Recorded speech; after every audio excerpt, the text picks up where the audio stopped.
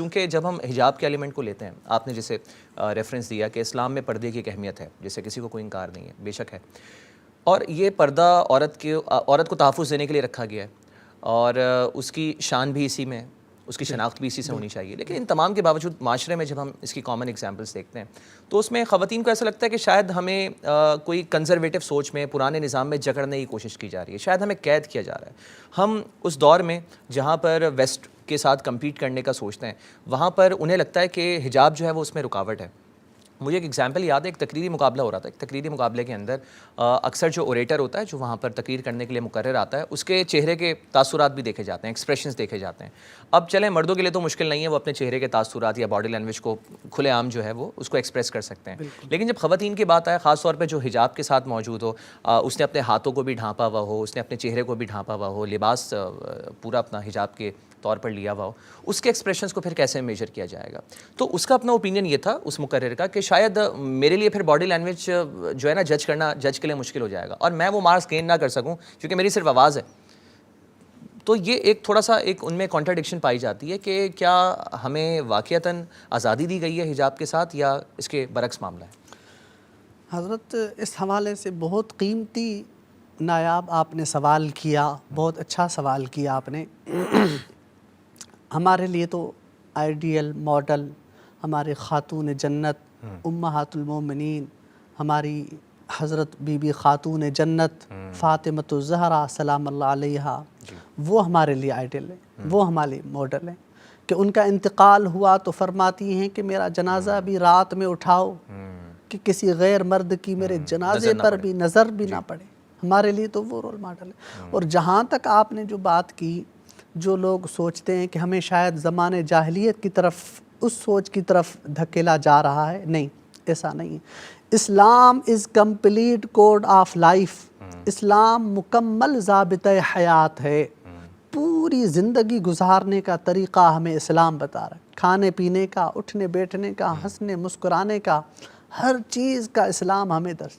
اور اسلام آفاقی کتاب ہے، آفاقی دین ہے اسلام.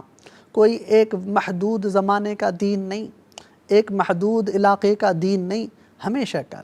الحمدللہ رب العالمین. اسی طرح قل یا عبادی الذین، یا ایہا الذین آمنوا، اے ایمان والو.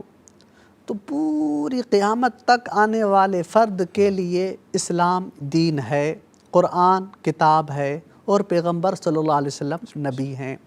اس بات سے تو کوئی اختلاف نہیں کیا جا سکتا.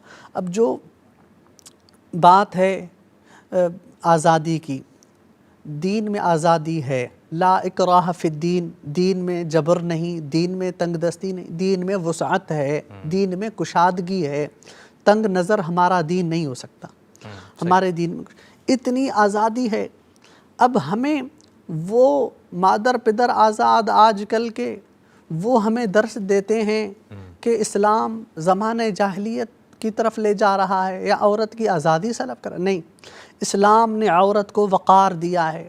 وہ پہلا زمانہ تھا وَإِذَا الْمَوْءُودَةُ سُئِلَتْ، جب لوگ اپنی بیٹیوں کو زندہ درگور کیا کرتے تھے، زندہ دفن کیا کرتے تھے اپنی بیٹیوں کو، ان کو ایک عیب کی زینت سمجھا جاتا تھا. ہمارے پیارے نبی آخر الزمان رحمت للعالمین تشریف لائے، عورت کو ایک مقام ملا. ماں کے درجے میں آئی تو اس کے قدموں تلے جنت اسلام نے رکھ دی کہ ماں کی خدمت کرو. وَقَضَىٰ رَبُّكَ أَلَّا تَعْبُدُوا إِلَّا إِيَّاهُ وَبِالْوَالِدَيْنِ إِحْسَانًا وَلَا تَقُل لَّهُمَا اُف، کہ والدین کے آگے اف بھی مت کہو. اتنی اب جو مغرب ہے ان کا تو پتہ ہی نہیں چلتا کون باپ کون ماں، وہ ہمیں درس نہ دیں. ہمیں اسلام ہمارے لیے کافی ہے کہ والدین کا کیا مقام ہے. ماں باپ کے آگے اف بھی مت کہو. بیٹی ہے تو رحمت، گھر میں بیٹی پیدا ہو تو مبارکباد دو. اس کی آقا نے فرمایا اس بیٹی کی تربیت کرو. جب وہ جوان ہو جائے اس کو اچھی تعلیم دو، اس کی اچھے گھر میں دیکھ کے رخصتی کرو. یہ ہمیں اسلام نے ایک عورت کی حفاظت کے لیے سامان اسلام نے عورت کو دیے ہیں. اسلام سے پہلے زمانہ جاہلیت میں، اسلام سے پہلے عورت کو دفن کر دیا جاتا تھا. اب قرآن میں ایک صورت نازل ہوئی وَإِذَا الْمَوْءُودَةُ سُئِلَتْ، کہ روز قیامت پوچھا جائے گا، سوال ہوگا جنہوں نے عورت پہ ظلم کیا، اسلام اس ظلم کے خلاف ہے، اسلام نے عورت کو آزادی دی ہے، ٹھیک ہے،